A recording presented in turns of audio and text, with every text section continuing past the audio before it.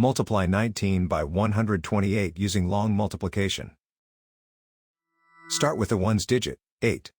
8 times 9 is 72. Put 2 in this column and carry 7. 8 times 1 plus the carried 7 is 15. The first partial product is 152. Now use the tens digit, 2. Start one place to the left. 2 times 9 is 18. Put 8 in this column and carry 1. 2 times 1 plus the carried 1 is 3. The second partial product is 380. Now use the hundreds digit, 1. Start 2 places to the left. 1 times 9 is 9. 1 times 1 is 1. The third partial product is 1900. Now add the partial products, working from right to left. In the ones column, 2 plus 0 is 2. In the tens column, 5 plus 8 plus 0 is 13. Put 3 in this column and carry 1.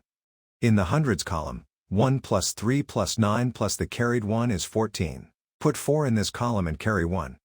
In the thousands column, 1 plus the carried 1 is 2. The whole negative number product is 2432. So 19 times 128 is 2432.